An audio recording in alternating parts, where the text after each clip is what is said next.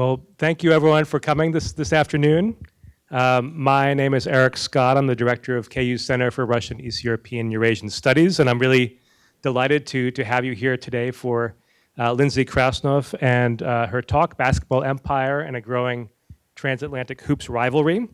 We're really happy to have brought Lindsay here to KU, and I want to thank the International Relations Council of Kansas City, who's been our partner in bringing Lindsay to the KC metro area.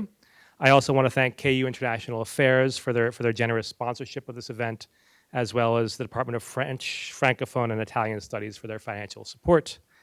I also have been really excited to partner with two new units, at least for CREASE, KU Athletics and the Department of Health, Sport, and Exercise Sciences for helping organizing this and bring new people into the events we do related to internationalization and understanding the world, in this case in the context of global sport. Today's speaker is the author of this recent and excellent book, Basketball Empire. This is my well-worn copy of this book. I highly recommend it. And this book really, I think, shows sport in a new light. As Krasnoff argues, sports are far more than a form of entertainment that we tune into and turn off. They are political, they are increasingly global, and they have a growing economic clout, which is evident in stadium projects and media deals worth billions of dollars, as well as apparel deals and so on. There's just a huge force in our contemporary world. Anyone who watched the Olympics this past summer saw how athletic performance is really bound up with nationalism and national rivalry. And when it comes to basketball, the NBA, the National Basketball Association, is, I think, an increasingly inaccurate term to describe an international powerhouse. In 2024, the Rookie of the Year, Victor Wembanyama, was from France. So too were the two top picks in the NBA draft. And as Krasnoff writes in her book, nearly one in three players in today's NBA were born and trained overseas, which is just a stunning statistic. And we've seen this here at KU with some of our most successful Jayhawks in recent years hailing from places like Cameroon, Joel Embiid, Canada, Andrew Wiggins, and even Ukraine, Svi Mykhailiuk. Krasnoff's work sheds light on several really interesting power dynamics and economic dynamics and cultural dynamics within the world of basketball that unfold on the basketball court, but also beyond it. The story of basketball in her account is a story of America's cultural influence in France, but it's also a story of France's complicated relationship with Francophone Africa and Afro-Caribbean countries, where some of its top players have their roots. And explain the success of French basketball, which is, I think, evident in many ways, and also in the silver medals that both teams, men's and women's, won in the most recent Olympics. Krasnoff shows how sports can be an expression of national rivalry and competition, as it was for much of the Cold War period that I work on, but also how sports can be a form of diplomacy used to build bridges and contend with colonial legacies in the contemporary world. Dr. Lindsay Sarah Krasnoff is a globally recognized sports diplomacy expert. She is currently visiting clinical assistant professor at New York University's Tisch Institute of Global Sport, where she's developing a sports diplomacy track. She specializes in Franco-US relations and is the director of the France and Us project, which you can see the website for there. In addition to not one but two books, most recently Basketball Empire, her work has appeared in outlets like Time, CNN International, The Athletic, The Washington Post, and The New Yorker. She is a veteran of the US State Department's Office of the Historian and holds a BA from George Washington University and an MA and PhD, and an MA from NYU and a PhD in history from the Graduate Center of the City University of New York. So please join me in welcoming her to Lawrence.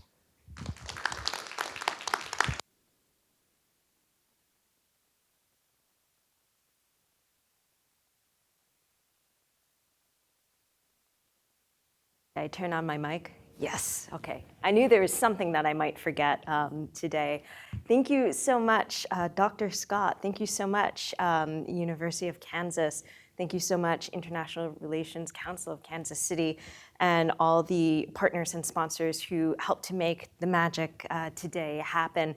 I'm very thankful for your support and the opportunity to be here and talk what I think is fun shop.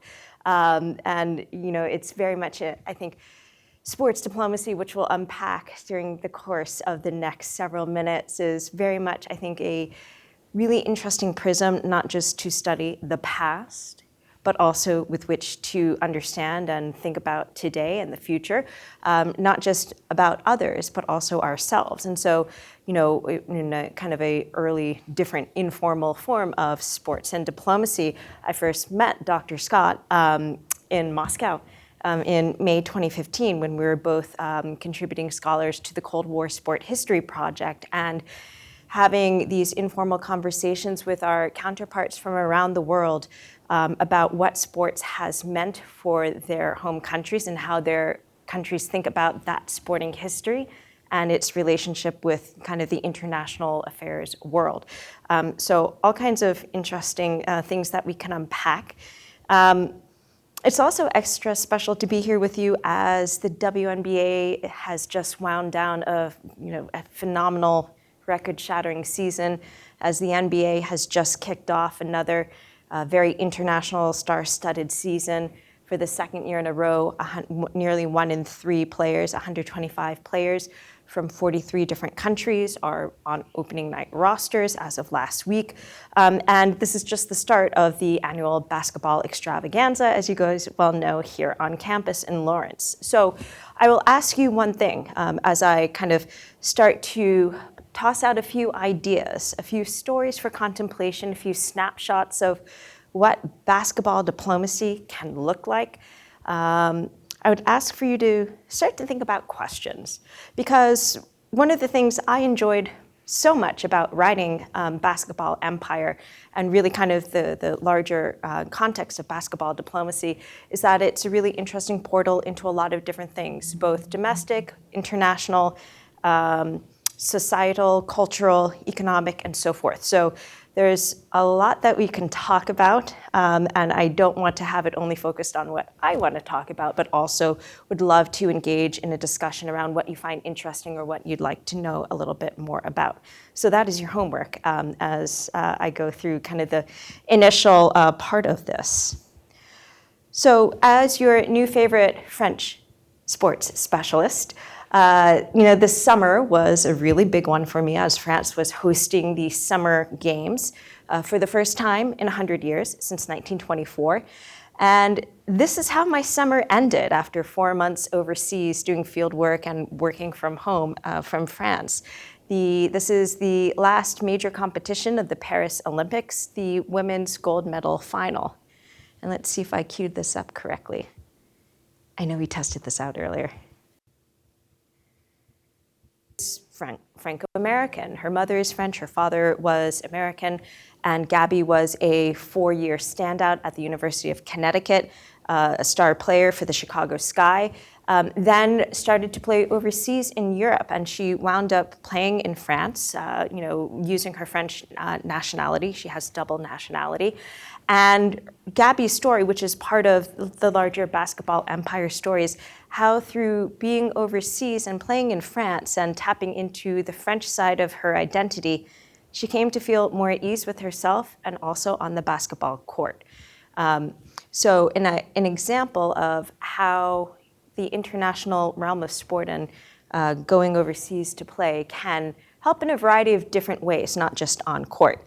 So if that was, kind of how my summer ended, it's very much a roller coaster of a ride. For the last chapter of Basketball Empire talks very much about how generations of informal sports diplomacy, of American players going to France, of French players coming to the United States, of francophone players from Africa going to France, going to the US, of francophone players from Guadeloupe, Martinique, and the French Caribbean, inspired by legends of the NBA such as Bill Russell, would learn those techniques and take it to mainland France, how all of this has kind of come together as a whole.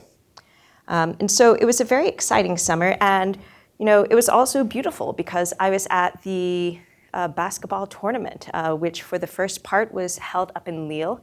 27,000 of my new favorite basketball friends were all in the stadium for men's games, for women's games as well. And it was really unique to see that. And because basketball at the Olympics was the only sport being played in Lille for the first week, it was a unique melting pot, kind of like a Tower of Babel of basketball, as basketball fans from all 24 of the countries that were participating across the men's and the women's tournaments showed up, interacted, bonded, tried to jostle for a cafe table space so that you could see the television just so. And it was a really interesting time to be there. I start with the Paris 24 Olympic tournament because it was historic in many ways, not just the first time that the same two countries played for the gold medal across the men's tournament and the women's tournament, but it set an Olympic basketball in-person attendance record. Over 1 million people watched Olympic basketball in person. Over 72,000 people watched in person the 3x3 tournaments on Place de la Concorde. And I tried to get tickets to 3x3 from the very beginning, and they were sold out. No amount of money could get you tickets to the 3x3 tournament. So really speaking to the popularity and increased demand thereof. And I think, these are kind of scenes from my summer. For L'Équipe is the national French sports daily. It is almost like a print version of ESPN, but still does a lot of investigative, deep-digging journalism. And for basketball to take the front page in a country where soccer, where cycling, they are the kings of sport, the roi du sport, this was very much while it's becoming slightly more common, it was still very abnormal. This is also me with the mascot. And these are the fans for a women's basketball game in Lille. This was not even for a knockout round game. This was for a regular pool phase of game. So it gives you a little bit more of an illustration of kind of how my summer went and how I was kind of living out the legacies of basketball empire. And of course, as Dr. Scott noted, with the historic silver medals for Team France, the gold medals for Team USA. So, part of, I think, basketball, the interesting thing about basketball is it's what I call the first born global team sport, invented 1891, but within 2 years of its existence, basketball was exported beyond North American shores. It was first played in France in December of 1893. And so the YMCA hard court in Paris, which is today the oldest original basketball court in the world, that gymnasium was ground zero for the spread of basketball in Europe. Not always in the same pace, not always willingly, but it's an interesting point of demarcation. And I think the super interesting thing about basketball and why the prism of basketball diplomacy works so well as a framework is that because it spread so quickly around the world, that by the time we talk about the 1980s and the NBA and the US Dream Team and Michael Jordan kind of exploding onto the scene, pretty much every part of the world had its own indigenous basketball culture, its own indigenous basketball history. And so they saw the NBA as a kind of an elite version of something they already knew and knew well. And so that is, I think, part of the story here. You can see these photos are from that Parisian YMCA. It is currently closed for renovations, but very much kind of a testament to transatlantic basketball stories. And one of the questions I often get is, well, basketball in France and the NBA, that's super niche. How did you first come to that story? I first started following basketball a little bit more in the international context when I was still working for the US Department of State. Even though I grew up around Boston, certainly during one of the Celtics' heydays, I did not play. You do not want to select me on your basketball team. I'm a swimmer, I'm a skier, a totally different relationship with how the body functions and moves. So I wasn't part of the basketball world, but once I started to delve into it, I kind of found a new global family. The route to basketball empire, I was working for the government, stationed in Paris, working on a World War I project. And I found the story of some of our earliest sports diplomats, how US diplomats to France, as well as the French ambassador to the United States, used sports over 100 years ago as a way to assimilate into their local communities overseas, but also as a way to foster closer relationships with each other and those around them.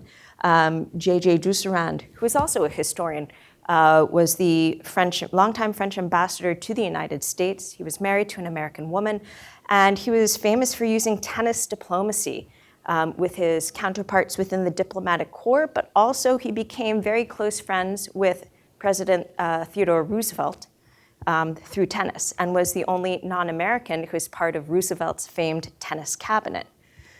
William Hunt, one of the earliest African-American consuls serving overseas in France, used rugby and is very much still kind of the founding father of one of the professional rugby clubs today.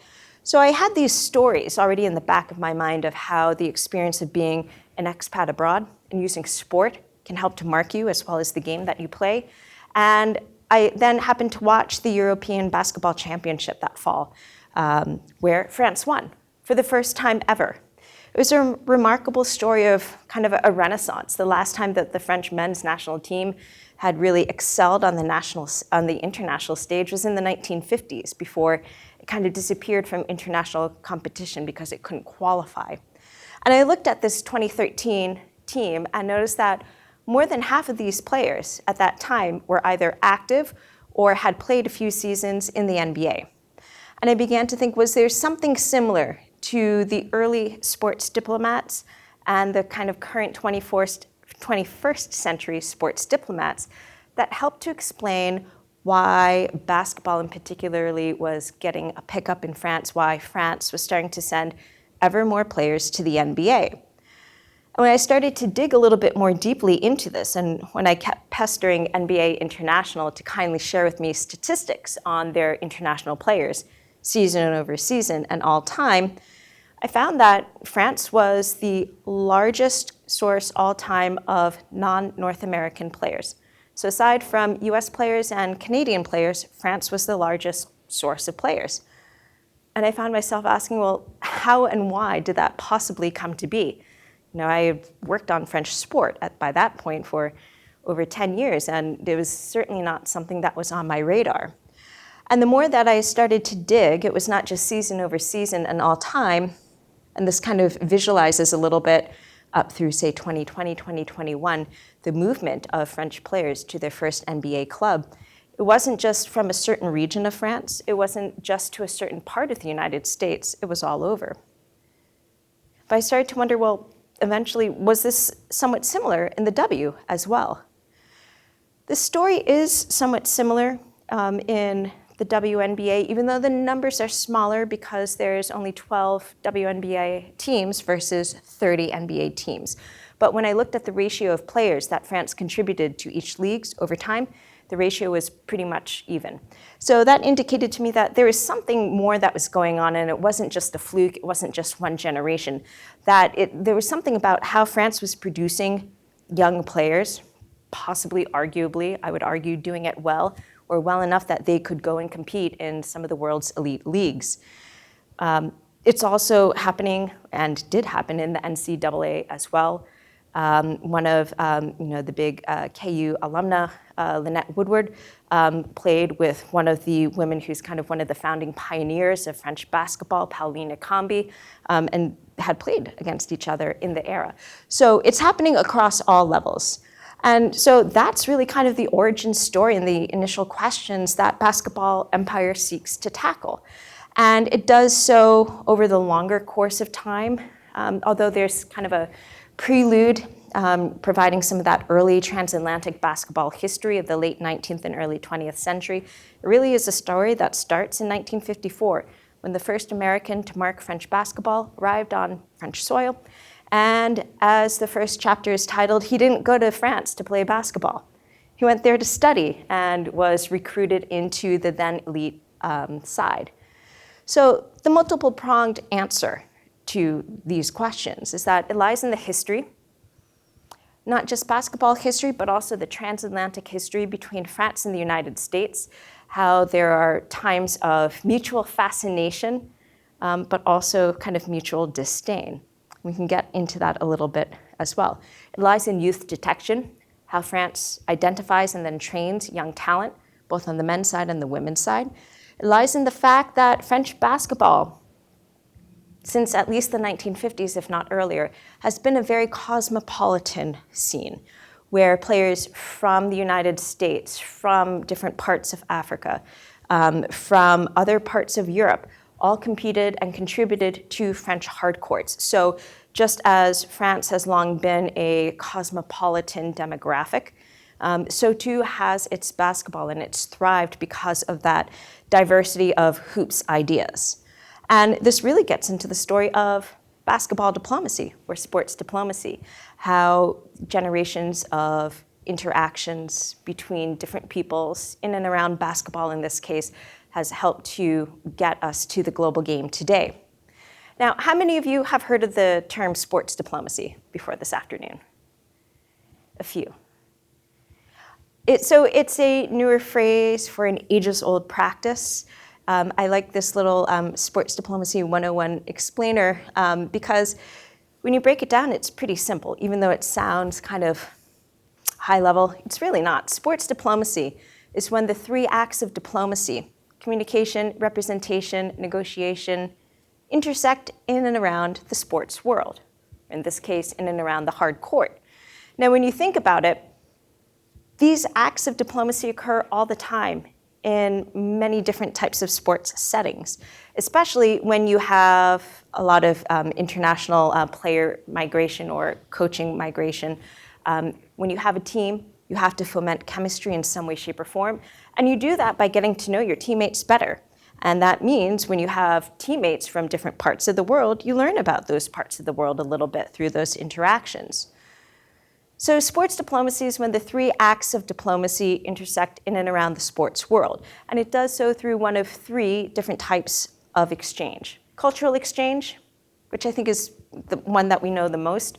Where are you from? What kind of language do you speak? What's your food like? Technical exchange. This is how we do a certain drill. This is how we do a certain move. Or knowledge exchange, the how-to of the larger in and arounds of sport, how to train elite youth players, for example. I also like to say that at its heart, sports diplomacy is a people project. It's an investment in people, a way to convene people, bring them together, and have a conversation. Sometimes you work towards mutual objectives. Sometimes that mutual objective is just getting to know each other well enough to play coherently as a team unit. Sometimes it could be more high-level or highbrow lofty goals, such as easing relations or easing tensions between two different countries. But at its heart, it's a people project. And it's an investment in people, and it's an investment in yourself as well as an investment in others, getting to know more about someone else. It's a framework, it's a strategy, it's a tool, and it's also a storytelling prism. And so I think a lot of this comes through as part of the larger basketball diplomacy story. As mentioned, because France and French basketball has long been a cosmopolitan kind of championship, all kinds of influences, not just US influences, although certainly a very heavy proportion of them, have been circulating in French basketball. This exchange of ideas, this exchange of hoops cultures, this exchange of hoops techniques. And that, I would argue, has helped to trickle up to the national teams, as we saw at the Olympic Games this past summer. The experience of certain players, which is kind of the bedrock of basketball empire, their lived experiences of what this is like, speaks a little bit in terms of what this is like. For Katia Foucaud, who was the first French player to play 4 years of Division I basketball entirely on scholarship. She was a 3-year co-captain at the University of Washington. She shared her experience that, basketball was more than just a game, it was a culture we belonged to. It was ours with our codes, and it became very trendy. Those of us who played in clubs, we brought this culture to the club teams we played on. And so very much kind of the spreading idea, the spreading of cultures, the spreading of codes. And certainly she took, she brought some of that with her to her NCAA experience, as well as brought some of her US experience, her American dream, as Katya calls it, back to France, both for her club in France as well as for the French national team. So it's important to stress that when we talk about basketball diplomacy or any kind of sports diplomacy, it's not just a one-way broadcast, it's a two-way exchange, regardless of whatever that exchange is about. The process of basketball empire was long. It is, I think, a testament to not taking no for an answer, at least the first time. I think from start to finish, it took 9 years to get across the finish line and into print. And it kind of began in a narrower focus with just a focus on France and the NBA. And a lot of editors told me, oh, it sounds interesting, but it's a little too niche for us. During the pandemic, I expanded the focus to include women's basketball, as well as kind of a triangular look at not just mainland France and the United States, but also the African and more concretely the French Caribbean aspect, which technically had been there as part of, the French Caribbean is technically a part of mainland France, even though they're overseas departments, kind of like Long Island is technically part of New York State. Even though Martinique, Guadeloupe, et cetera, have a very different set of experiences, identities, and relations. So it took a while. And I had to think about what were the key themes with which to kind of land the hook. Yes, this is a story about basketball, about sport more broadly, and kind of the culture and place of basketball in the United States, but also in France and other parts of the francophone world. It's a story about class and gender and geography because, and we had this conversation earlier today, in France, basketball has long been a sport of the middle classes and the elites, whereas that's not necessarily always the case in the United States. And in France, women have always played basketball. It was considered a game for women much more strongly than it was a game for men, even though men have been playing basketball in France since the very get-go.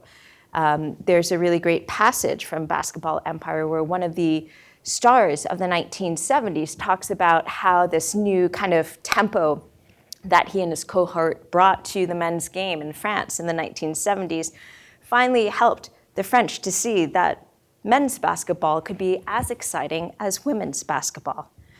It's also a story of geography, but also soft power, of how through cultivating a presence in the NBA and in the WNBA and the NCAA, France has been able to kind of cultivate cultural cachet to punch above its weight a little bit in the sporting scene in a way that it might not normally.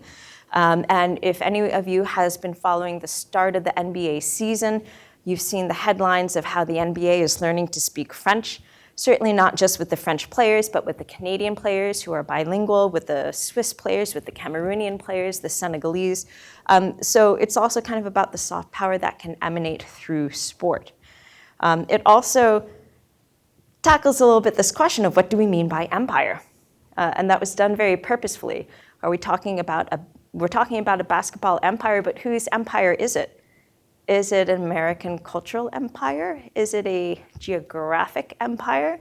That's a little bit, I left it a little bit blurry on purpose. Writing history is always interesting, especially when it has relevancy to the present day. And I think Dr. Scott talked about this a little bit, so I won't spend as much time. Part one is the more kind of true history part of the book, putting the rise of basketball and kind of basketball internationally into a larger international context with a France focus. Part two is the individual player experiences of being French in the W and NBA. Part three is going global, what all this has started to mean for the leagues as they have evolved. And I can skip over this aside from sometimes timing is everything. And I had very good timing, not intentionally, but with Victor Wembanyama kind of bursting onto the scene in the way that he did, literally 2 weeks after I signed my publishing contract. He and the subsequent cohort have given new life to a book that we didn't expect to have as much relevancy and evergreenness and continued NBA cycles. So with this, I want to quickly move on to a few other ideas to plant. Basketball leads the way in sports diplomacy today, I would argue. And it's not, to this great quote by Nick Batum, it's not that the US has gotten worse, it's that the rest of the world has gotten better. And I think that's part of the larger legacy of basketball diplomacy at large, that the world's elite leagues, whether they're in North America or in Europe, are far more competitive today, and everyone has skin in the game, right? It's no one nationality that dominates in quite the same way, and the last few cycles of international competition have proved that, not just at the Olympics, but at FIBA World Cup level as well. And it's a global game, and other cohorts are contributing to the evolution of the NBA. Chris Ebersole, on your left, talks at length in Basketball Empire of how when constructing the NBA's academy system, the youth academy system that they implemented in, I think, 6 different sites around the world, they did a knowledge exchange with their French counterparts and their Australian counterparts as well to learn best practices, what worked, what didn't work, and modeled the NBA academies off of what France and Australia were doing in terms of congregating youth excellence together. Evan Fournier also talks about the kinds of technical exchange that comes through in this, about how the European cohort has, as it has grown, brought things like the three-point shot more into vogue in the NBA, and how that has evolved the style of play of the game. But the international cohorts are doing this in other ways. The kinds of music you can hear in locker rooms is a much more kind of international style than even 15 years ago. It's not just French rap you're hearing, it's Afro beats. It's a much more interesting mix, or more diverse mix. And the players learn a little bit more about those cultures and countries as a result. The evolution of basketball diplomacy is changing. Who is winning major accolades in the NBA? The last several, MVPs and all-stars have been really coming from this international cohort, whether they're from Europe, whether they're from Africa, and it's everyone's game at this point. I will stop that here. There's a lot more we can kind of delve into, but I'd much rather get into the areas that you're interested in. Just to note that basketball has been used in multiple different ways, past as well as present, for identity, for ideological purposes. And yeah, there's some really interesting stuff happening on the African front as well. And down here is the link to the Basketball Diplomacy Africa project for those who might be working on African basketball or topics related to African basketball diplomacy. It's an interesting resource. And a quick note about the word cloud here. You can see this is a conglomeration of the different transcripts from the Basketball Diplomacy Oral History Project. You can see the biggest ones: Basketball Diplomacy Africa, No, Opportunities, Development, School, Players, Think. One of the questions that I used across most of my interviews for the book came from a document I found in the French Ministry of Youth and Sport archives, dated around 1958, where the French are trying to decide where they should invest ahead of the 1960 Rome Games. And the document effectively says, invest in resources and personnel and finances in basketball and fencing. Because basketball is the most cerebral team sport and fencing is the most cerebral individual sport. And we naturally produce the most cerebral players today. Thus, it is natural that our players excel at these most cerebral of sports. Somewhat egotistical, but it was a super interesting question that I then posed everyone who I interviewed, from David Stern to Boris Diaw and so many others in between across generations. And they all gave me really interesting answers, 99% of which talked not necessarily about French being the most cerebral, but more about basketball being a high IQ game. And so people were interpreting that in a super interesting way. So I will leave you with that little nugget and open it up for questions or things you'd like for me to speak a little bit more to. I know there's a lot I didn't kind of get to, but hopefully it opens up a realm of opportunity. Yes? Can you repeat the date for that last part, when that letter was written? Yeah, so technically it's an undated document, but it was clearly written after 1956 Melbourne Games and far enough in advance of the 1960 Games where they could, make that investment and have that impact. I dated around 1958, mostly because that's when the Fifth Republic, the new government, comes into play, and that would be most likely when they would be making those assessments and those investments. Great. Other questions, things you'd like for me to talk to? Yes? Thank you so much for coming here and talking to us. It's really interesting book and read it. Having very little knowledge of sports policy or sports history myself, I raised my hand when you said what sports policy is, but I guess I was wrong because to the extent that I'm familiar with it is more of like as a, using sport, like governments using sports as political tools for their own ends. It seems like what you're talking about is much more like internal sports diplomacy, like helping the sport internally thrive on an international scale. Is that right? So that's a really great question and point. So sports diplomacy can look like a lot of different things. Yes, it can be, when you have an official government credentialed representative, whether that's a head of state, a government credentialed diplomat, a national team athlete, or elite athlete competing for the nation. Those are all example host cities, host countries, right? For the Olympics, for World Cups, for regional tournaments, international tournaments. Those are all examples of formal sports diplomacy initiated kind of through a government credentialed representative or entity. Maybe it's programming through an embassy or through a Ministry of Foreign Affairs. Those are also kind of part of that.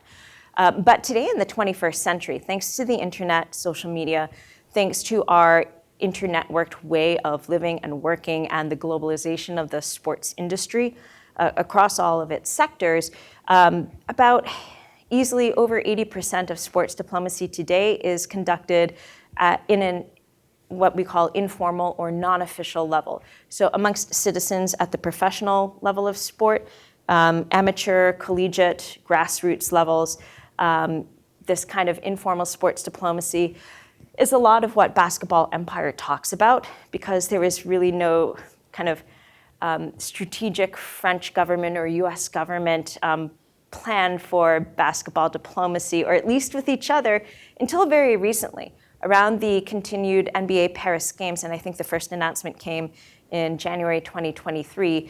The NBA has announced a partnership with the government of France and the French Basketball Federation to develop basketball as a sport, but also basketball infrastructure, not just in France, but also in Africa. And so that's kind of an interesting example of a networked sports diplomacy. But so while you're right, a lot of sports diplomacy can be kind of through those kind of elite high-level government or elite athlete-driven examples. And those are the ones that are so often in the media spotlight or in case studies. The vast majority of sports diplomacy occurs at a citizen-to-citizen level without necessarily the government involved. So it's a really great distinction to make. And I think there's merits and some drawbacks for all of those different kinds involved. Yes?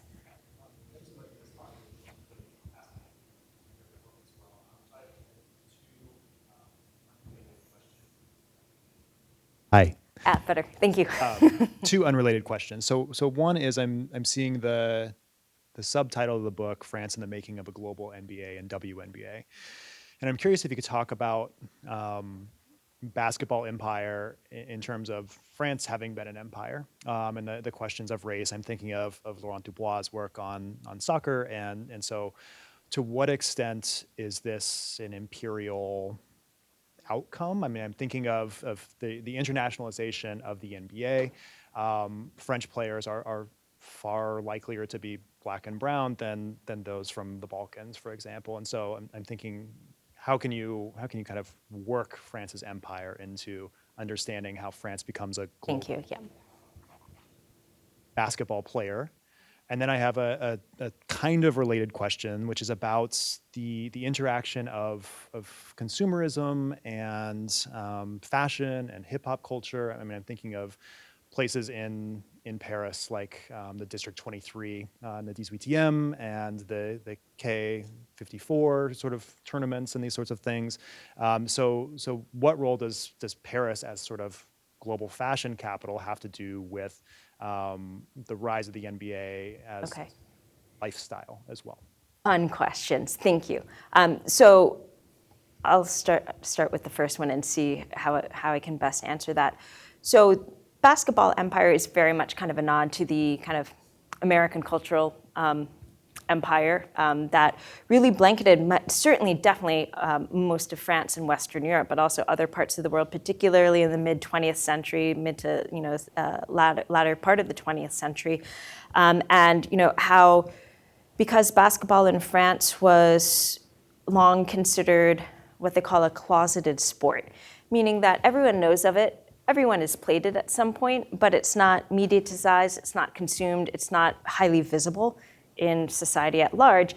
It just kind of lacked any kind of cultural impact until the 1980s with the rise of the NBA and the diffusion of NBA games in France, which started in 1984 but kind of took a new life in January 1985 when a French-American, George Eddy, who had finished his undergraduate studies at the University of Florida and went to France to try to play ball, proposed to the private network that had obtained the rights for NBA games. It's like, hey, why don't I should be the one to call the games in French for you because I'm Franco-American. I've grown up in the U.S. playing the game. I know the players, I know the moves, I know the lingo. I can translate that best for your audience. And that's how George Eddy became the voice of the NBA in France. And so, part of it is kind of a little bit that initial cultural imperialism from that early part of the NBA's expansion. But what's interesting is that with the internationalization of the NBA in terms of its player demographics, in terms of, this earlier slide of recent MVPs and, all-stars, where, the last several MVPs have all been international. It's now an international NBA. It's a global NBA. And so it's a different kind of cultural imprint. It is a global league. And so particularly for France, but also for other countries, be they from the Balkans, be them from other parts of the world, now that they have players who are helping to make this DNA of this now global league, they have a part of it. So it's not a purely American export at this point in time, particularly as the game itself and the culture around it has evolved over the past 15, 20 years. So when we talk about basketball empire, it's a little bit of play of that, but would not be possible without the very complicated, complex realities of France's colonial empire and the post-colonial legacies that still play out today. Most of the French national team, their family bears that imprint in some way, shape, or form. Even though they've all been, usually second, third generation born and raised in mainland France and all identify as French, they very much acknowledge their double or sometimes triple cultural heritage, whether that is French and Algerian, French and Cameroonian, French and DRC. So it's very kind of a multitude of different things. So you cannot have, the NBA speaking French today without France's colonial empire and the fact that it is kind of this empire that is really helping, France to play this part today, or the francophone world playing this part today in the league, I think is an interesting twist. Particularly when you then look at how it has been French citizens or French dual nationals who are so invested in helping to grow basketball in certain parts of Africa, whether it's through NBA Africa, whether it's through NBA's Basketball Africa League. And they are not, they are part of this colonial heritage themselves. So is it really is it neocolonialism if it's French of the African diaspora who are building the game in Africa? I don't know. I think that's an interesting question to debate possibly. So that's a little bit that part of your question. Did I answer that? It's a really good one. And it's interesting too, because one of the questions I asked all players or coaches or administrators in the story was, what was your experience of racism or discrimination like? Both at home, but also when you played overseas, whether that was overseas in France or overseas in the United States. And it was really interesting because it also changed from one generation to another.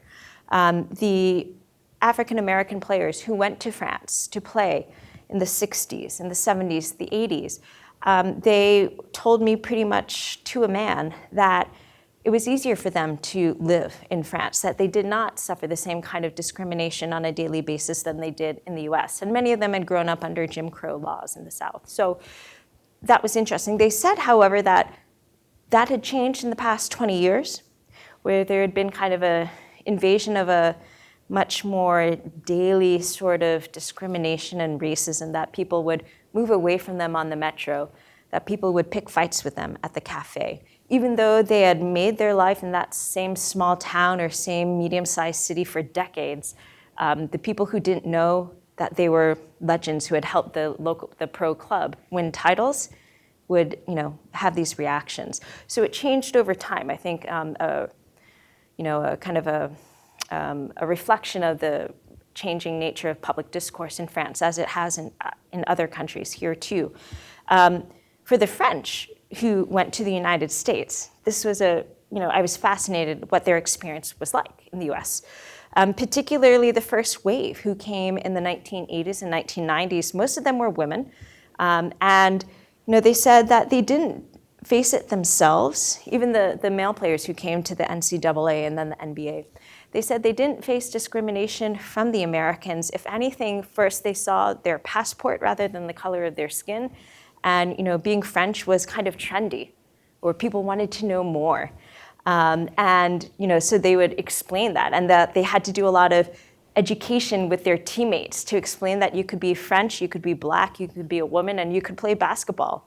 And you could be a 4-year starter on your team too, right? So, they found that they didn't experience discrimination personally, but they had to do a lot of explaining of, how things were so different, or of how a lot of the different parts of France's population, whether they be Black, brown, or mixed or whatnot, would often look to the history of African American cultural markers, whether it was Michael Jackson, whether it was Bill Russell, other celebrities, sports or entertainers and musicians, as kind of a role model in entertainment and highly visible culture. They also pointed out, however, that their experience in the United States was unique because athletes, whether you're on campus or whether you're part of a pro team, you are part of a rarefied elite, and you're revered in the United States in a way that you were not and still are mostly not in France today. So also speaking to kind of a difference in terms of cultural appreciation for sports and what it means to be an athlete and who is an athlete. That was, I think, one of the interesting things that kind of came across on that particular and important question. And then there are cases like Evan Fournier, who is here somewhere, who I think is always such an interesting conversation. But his mother is Algerian, his father is Caucasian French. Both of them are elite judokas. They met, doing their elite competition years. And so Evan, has North African heritage and was really upset when the NBA first started launching its NBA Africa Games and selected players of Black African heritage from the diaspora to go and play in those games. And he complained, well, I'm of the diaspora, the North African diaspora, that's still the African continent. And he tried to explain how it bothered him that the Americans involved only saw African in terms of sub-Saharan African Blackness and not the rest of Africa. So kind of super interesting things on that front. Is there another part of your question that I might have totally forgotten? Sorry. Yes. So picking up on that, I'm interested in how these athletes are using their voice in the context of migration, right? And all the tensions that are building up, not just in the United States or North America, but also in the European context. And you have these people who are, as you have indicated, they're in this elite kind of global context, right? And they have voice and agency, but they also have histories and contexts and communities. And are we seeing athletes using that voice, not unlike what you just described in terms of, hey, I'm from North Africa, right? Why aren't we part of this diasporic conversation and inclusion effort?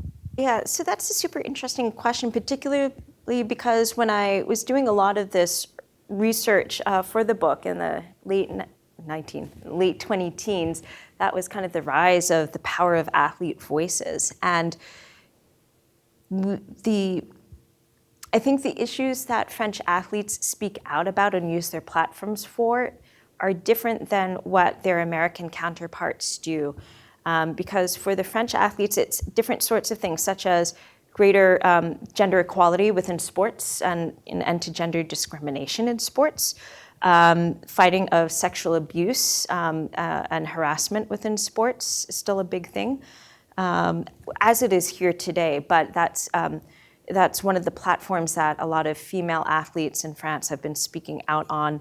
Not necessarily race-related topics. I think it's also perhaps due to a slightly different association with race and identity than we're used to in the United States. Not that it's a better one or worse, but a lot of the mixed French players would ask me, but why are you Americans so fascinated in skin tone as a demarker? Well, there's a history to that, obviously, but they found it fascinating that we would think of it in this terms and not just in terms of like a national identity. So the types of things that French athletes speak out about tend to be more related to gender, tend to be more to promote greater opportunities for young athletes. Because to be an elite athlete in France, I guess with the Olympics, it's a little bit more acceptable these days. But for a long time, student athletes, such as they exist in France, were looked down on. One of the players I spoke at length with, Deandra Chachong, who played at the University of Maryland, she talks about how when she was kind of a star youth basketball player and was an excellent student, her teachers would single her out. And tell her that she could not possibly be smart because she was an athlete. So there's very much this kind of negative derogatory association around being athletes. And so one of the things she's used her platform for since retiring is promoting opportunities for girls from disadvantaged areas to get their studies done while they play basketball and get coaching. She calls it study hall. So I think they use their voices for different things. Evan has been fighting for a greater inclusion of sports as part of the national education program, and for it to be taken more seriously. So they're using their voices, but they're using them in different ways because their fights are not always different, but different, I think, rungs. That being said, there's not a history of athlete activism in France as there is in the United States. So, the players who first started coming to the United States in the 1980s, I asked, well, who were your role models? They said, well, Muhammad Ali. He was a big role model for his activism, for his humanity, and for his work there, in addition to his ability as a sports person and as a champion. They didn't provide that same kind of role model. Others said Bill Russell, for his game techniques and finesse, and also for his civil rights work.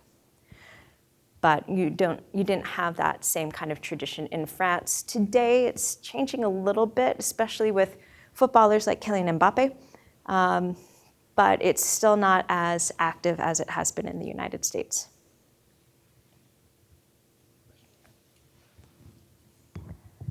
Good afternoon. How do I approach this? Here we have just like we have the players, the basketballs. Here, just sometimes we have coaches also too. Yes. But what we don't have here is just to give another perspective about what kind of form of diplomacy is referees empire on that. So to give an anecdote here, I'm a regional soccer referee. I do have also a game to officiate at Baker University this afternoon at 7 p.m. So I'll go there. My first thing, I'm gonna go and to introduce myself as a referee. So I'm gonna arrive and then to go to shake the coaches and, hey, coach, how is the season going on that? So, and then I'm gonna say, hey, coach, how many international players do you have on that? Then what kind of international players? French, at college level sometimes. On that. Why? Because I'm biased. I'm from Senegal. On that. Wife is French. So Professor might say I have 3 nationalities, but that's fine. On that. But my point is, I think sometimes not really taking it far about empire. Every time we open our mouths, we over-communicate. It's a sign of negotiation. Yes. We negotiate. Because the reason I'm doing this is I'm trying to put those players and the coaches in my pocket and to keep my yellow card and my red card in my pocket. Yes. Yeah, very much. Then in the game, I'm going to say, hey, play the ball. I'm going to over-communicate, play the ball, be smart. And then the player is going to remember, he interact with me in French. I'm not going to make a big foul. Now respect. Then I have them in my pocket. So the diplomacy is everywhere. It is. It's on the soccer field. It is. Thank you for that. It's as a faculty, over-communicate, sending emails, just to mitigate things. It's everywhere on the diplomacy. So I wanted just to give that kind of perspective about the referees. Thank you. And it's an important one as well. It's an important one as well. And I don't think I included him in the deck, but there's a really fascinating conversation with the flying osteopath, Fabrice Gauthier, who thinks of himself not just as French, but also kind of an ambassador of the osteopath, kind of profession, and negotiating the different approaches to that field on both sides of the Atlantic. And yes, he's very proud about being part of the Team France medical team at the Olympics, and also talks about an anti-French, anti-francophone sentiment that he and others have picked up on within the NBA and the United States over the years. But yeah, it's not, sports diplomacy is not just representing a nationality. It can be representing a lot of different hats, referees, medical staff, coaches. You can be a representative of the game at large. And I would argue that Victor Wembanyama is perhaps not just the biggest representative or ambassador of France in the United States today, but also one of the more biggest impact representatives of basketball in the next kind of generation of basketballers today. And not just because he's from France, but because of kind of what he represents of the game and kind of its educative mission, how he can do these amazing things on court that most of us can only dream of doing. But also he'll give his press conferences and talk about quantum physics and then talk about art and illustrations and science fiction. So kind of part of that original DNA, that educative piece, that was part of how basketball was born. And the question also used to be, when you win the NBA championship here at the United States, are you world champion or not? There was a debate about it. Now I feel like it's more representative because we have global players coming in. Now, but is it really world champion really, or? It's not the world championship. FIBA has a world championship, and Germany is the reigning world champions. The US has not won at the FIBA World Championship in a few cycles, and in 2019 they were knocked out by Team France. But yeah, Germany are the reigning world champions in basketball right now.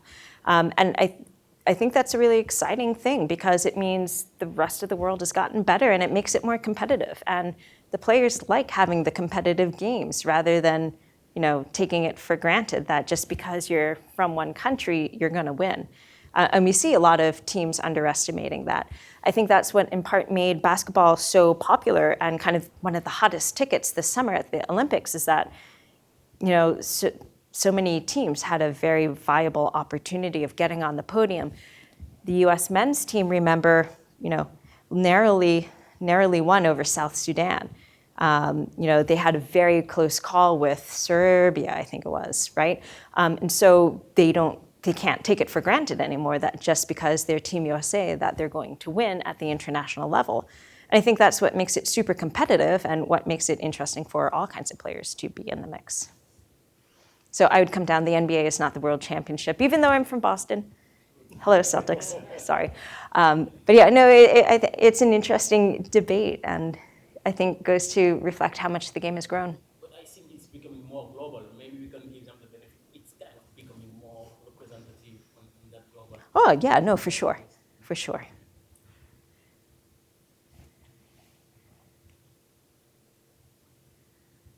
Maybe a quick question. Going back to the very beginnings, I was fascinated that 1891, you have basketball, and in 2 years it's in France. And I think China was the next. It was a few more years or something. I can't remember the order, but how did that spread so quickly? Like what's the story? Who brought it to France? Who brought it to these other places? That's a great question. Basketball was first spread by YMCA educators, young men who had graduated from what was then the YMCA Teachers College Training School, which is today Springfield College.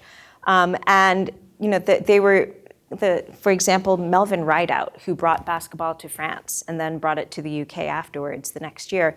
Melvin Rideout was one of James Naismith's original basketball players. So it was kind of very much kind of a family affair in terms of how it was spread and why was it, say, Paris versus London or another European capital that was the first. Remember the 1890s, this was shortly after the French had gifted the United States the Statue of Liberty, right, as commemoration of, at that point, over 100 years of the official Franco-American alliance and partnership, even though we don't always see eye to eye, right? And so this was part of that period of transatlantic friendship building through sports and other cultural endeavors. We call that in the late 19th century was an era of extreme and growing nationalism and jingoism and tensions internationally. So that also kind of fed into this a little bit. Sport was one way, at least at that point, and this was part of the origins of the modern Olympic movement, to bring people together in friendship and friendly competition and to get to know each other better through that. With the Pierre de Coubertin, the founding father of the modern Olympic movement, thought that this would be a way to help to diffuse tensions. We know that it didn't work quite out that way, but basketball was kind of a beneficiary of this. And it was brought by YMCA missionaries, quickly taken up by different local populations. By 1920s, 1930s, mainland China, basketball was one of the national sports alongside soccer. And even though during the 1960s, under Mao Zedong and the Cultural Revolution, the PRC tried to purge China of bourgeois or Western influences, basketball was one of those cultural endeavors that they did not touch because it was such a long-time national sport. The Philippines, after the American occupiers left after 1960, embraced basketball as the national sport of the Philippines, kind of in counterance to baseball under the American occupation. Even though technically we know basketball was born in the United States, it was a really interesting way that the Philippines have used basketball to build their national identity. Senegal, embraced basketball as part of its identity and national building exercise. The first great African championship teams, first on the women's and the men's from the late 1960s through the early 1980s, were dominated by Senegal. And when I spoke with Basketball Africa League president Amadou Gallo Fall, who was a longtime NBA executive before he kind of birthed this really interesting experiment in basketball diplomacy in Africa, I asked him, who was your role model as a young man in Senegal playing basketball? He said, the Senegalese women's national team, because they were queens, they won it all, and they did it consistently. And so basketball has been used in a variety of different ways through that, because I think because it was spread so much early on, that it developed independently of the United States, variety and rules and so forth. It was also spread by World War I and World War II, but kind of that early phase was really the key marker. Yes. First of all, a huge fan of your Twitter account. I refuse to call it by its current name, but big fan of your tweets. But I just wanted to ask, you referred to this sports diplomacy sort of as this bilateral exchange between societies, between countries. In the U.S., most leagues have become more global, right? When you think of the MLS, the NWSL, the NHL, the WNBA, the NBA, or the MNNBA, I should say, they all have oodles of international players. Yes. Yet Yes. the NFL, on the other hand, they have very few and far between. I think there is a bit of a difference between the fan bases of these sports, right? I think the political leanings, the geographical locations, the views, their version of patriotism differs, right? I think it's partially something to do with the global exposure that these fan bases have to people around the world. And this to say, I think out of those fan bases, the NFL tends to be more conservative than compared to the others. How do you think the globalization of sport, such as the WNBA and the NBA, have influenced the perception, the global perception of Americans, making them maybe less insular around their country? That's it. Okay. First off, to your point, it's not sports diplomacy is not just a bilateral exchange. It can be a multilateral exchange. And so, thank you for that clarification. I think that where basketball has such an advantage over American football is that it's played in every single country of the world. So it's a far easier tool to engage in sports diplomacy. Whereas American football is, well, kind of, it might be played in certain countries. It's not as big, it's not as sustained. There's not that same kind of demographic to sustain it in the same way. For a variety of different reasons, cultural, economic, and also, just in terms of how the sport was spread, it wasn't necessarily spread through imperial projects like baseball or soccer, football or rugby, cricket, even to a certain extent basketball in its own way. So I think it just makes it much more difficult to treat American football in quite the same sports diplomacy category as, say, basketball, and for those players or the league to have the same kind of global impact. That is not to say that the NFL does not engage in sports diplomacy. It does, right? Particularly with its international games, with its international player pathways. And there have been French players in the NFL, also from American Samoa, other countries as well. So that is starting to change, but it's on a much slower, smaller scale for a variety of reasons, historic mostly, and just who play, that gets into the geography of sports. So I think when we talk about how the kinds of impact you can have through sports diplomacy, that's why we don't look as much at the NFL as with sports like basketball, soccer, rugby, cricket, just because there's much greater numbers of people worldwide who play them and who have these kinds of interactions in that way. Obviously the NFL is one of the most mediatized and consumed leagues on the planet. But that's different, say, from being able to go out every day and interact in some way, shape, or way with a player or a team in the way that most places have a local basketball club and team. Does that kind of get at your question a little bit? I'm also curious, what is the impact on American audience of being exposed to global? That is a big question. Nothing but easy answers, huh? Well, I think it's just looking at the example of basketball, because that's what I've been down the rabbit hole with most recently. I think it's super interesting because American audiences are discovering other types of basketball or basketballing cultures. There was fascination following some of the Serbian NBA players this summer during their quote-unquote off-season or even after the Olympics, right? Where Serbia got its its bronze medal, and then went out partying, and they went back home and didn't want to have anything to do with the sporting celebration side of it. So different exposure. Think of how many of a North American audience has learned more about Greece as well as Nigeria through Giannis. So it's starting to open up those doors, particularly as a lot of the players who dominate kind of the face of the NBA and the headlines at All-Star games and so forth as they are increasingly international. So we have that kind of interesting mix going on. Yeah, we do have small exposure, like we said, also in, like if you check the Olympic Games, the recent Olympic Games, we had, I think, US team in basketball for 3 players, and also in rugby with 7 players. I think US has a team for rugby for 7 players. Yes, yes, they do. For 7, yeah. So they are adapting a little bit. Yep, in that sense. for sure.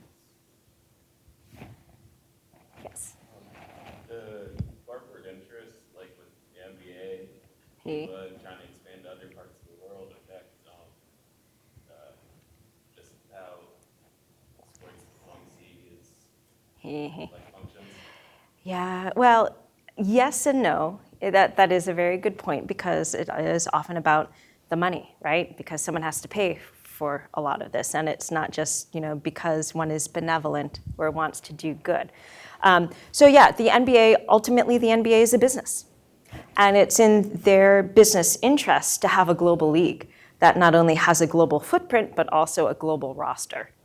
And that's very clearly the case. Also a global roster that represents some of the best elite players in the world makes it more competitive, does bring in the money, but keeps feeding into the system. So, you can say whether that's a good thing or a bad thing, but it is kind of the reality. And where they're investing in Africa, again, that's a long-term investment in their next generation of consumers, fans, and markets, not just players. Yep. I guess I'll ask a question if I can, since I'm holding the microphone. I didn't see any other hands up. Though we do have plenty more time for questions. So if you do have a question, raise your hand. I want to ask like a process question, and then also a question about your book. So process-wise, I mean, you sort of just casually mentioned that you interviewed David Stern in your presentation, and you interviewed Boris Steele, some really major figures. I'm kind of curious how you managed to track these people down and do these interviews, because it's not something that PhD programs in history train people to do, and sort of just if you can talk about the experience of interviewing and how people who are used to dealing with journalists, how they sort of how they respond to a historian, and maybe in ways that are different than they respond to a journalist. Great question. Yeah. Great question. And so part of that lies in the fact that before I did my training to be a historian, my PhD, I trained to be a sports journalist. So I understood a little bit about how the media works, how the process works. Then I went off and did my PhD training. And when I started working on the basketball project, I was very fortunate that I had still been publishing a little bit on the media on French football, French soccer, and through my media contacts on the soccer side, was introduced to some of the basketball contacts. And part of it was also just the very niche aspect of being an American historian working on basketball in France, which most people, even David Stern, his question was, why? But that I think that got a lot of attention, and people who were willing to talk. The French players obviously many of them were happy to talk and to agree to an interview, not all, but mostly because in my letter or my email in which I asked, for the interview and explained a little bit the project, I included some of the types of questions I wanted to ask them about. And these were the kinds of questions about firsthand lived experiences that I wasn't finding on social media, that I wasn't finding in media interviews or in media accounts. Questions like, well, what was it really like making that transatlantic transition? What was it like, learning the language or, the language of the street, right? Because sometimes that's quite different from what we learn in the classroom. What kinds of things did you talk to your teammates about?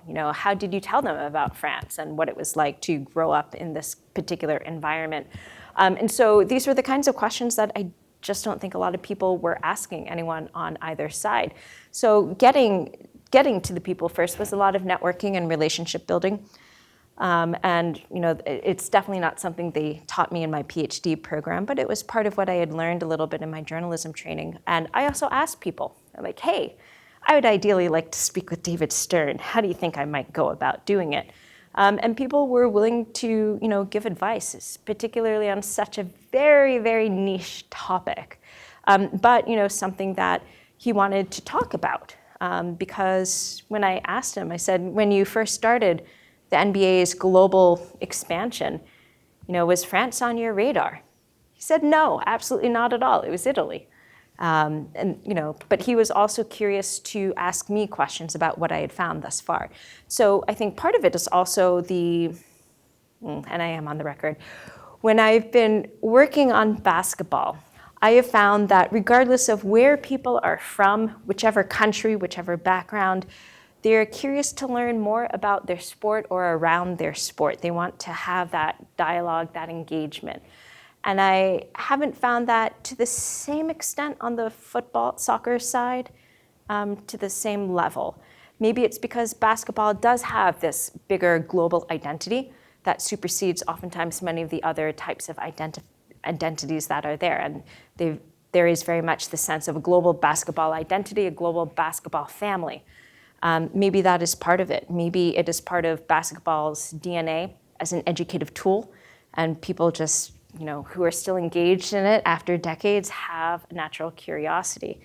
The most fun for me in doing this whole project was the interviews, whether they were oral history interviews or some of them I did as media interviews. So Nick Batum was a little bit more media interviews because I had first approached him with an article I was writing for The New Yorker, and have subsequently, gotten interviews with him because I was doing other media pieces that were all related to this topic. Boris Diaw was more of an oral history, and I had spent years writing to the San Antonio Spurs, requesting to speak with Tony Parker and with Boris Diaw. I didn't hear anything back despite multiple attempts, and when Boris was traded to Salt Lake City, I sent the comms guy an email request saying, hi, I'm a historian working on this topic. I'd love to speak with Boris Diaw, also because his mother plays an integral part of the story. His mother was a legendary French basketball player in her own right, the first French woman to land a one-handed jump shot. And he said yes. And so, it was also kind of luck of the draw in terms of both the gatekeepers, who was doing the gatekeeping, but also player preferences. There were a few players I approached who said, thank you for thinking of me, but this is not something I care to be, that I have time for, that I want to do at this point in time, which is legitimate. And so in doing the interviews, I decided I wanted to use those and to use their firsthand experiences to tell their stories, rather than necessarily my version of their stories, to tell their stories. So that's why the player chapters in the book are focused on players who I did have that sit-down time with, whether it was face-to-face or whether it was on the phone or whether it was through Zoom. So that is why there's not a Tony Parker chapter. Even though he plays a big part in this story, I never had the opportunity to interview him. You will find him throughout the book.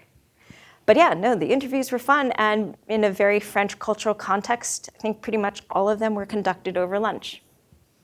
So, yes. No, not always. Not always, no. But that's also when people were relaxed enough to tell their own stories, and that's where, doing lunchtime interviews, I was able to get at the story of how the French men's national team was the first Western team to play in mainland China after 1949. In 1966, right as the Cultural Revolution was starting to unfold, the French men's team went for a 2-week sports diplomacy, basketball diplomacy trip throughout mainland China. And that was just a casual toss-away remark by a player interview I was doing over lunch one day. And I said, whoa, wait, stop right there, tell me more. People are a little bit, I think, I found more relaxed when we were doing these interviews over lunch or over coffee rather than in a conference room. Some were done over that, but most were kind of at ease. The most recent one I did was for the France and Us project, which, basketball is everyone's game. The France and Us project is kind of an outgrowth of the France-US axis. There's a lot of basketball stories in the France and Us project, but it's also a lot of other sports as well, tennis, soccer, golf. I have a family of golfers that is on there. It's really telling the story of Franco-American relations over more than a century to celebrate the different kinds of ways that sports has tied the two together, even though it's been out of the spotlight. And so one of the most recent basketball interviews I did was with former Team France coach Vincent Collet, who won silver yet again at the Olympics and is now a special coach consultant for the Cleveland Cavaliers. So talking about his experience and his intergenerational experience with all of the different issues that are in this mix, as well as his assistant coach at the Olympics, who is an American, the head coach of the Cleveland Cavaliers, Kenny Atkinson. And they first met through basketball diplomacy, coaches diplomacy. So it's not just amongst players, it's amongst all the different parts that make up the global sports family, as it were. Okay, well, thank you so much to Lindsay Krasnoff for a great talk, and I really encourage you to check out her book. There's so much more there, and also check out France and Us, which I think the website for was on the preceding slides. She's really doing some great work, and please join me in thanking her for coming out to talk to us. Great, thanks so much for having me. It's a pleasure.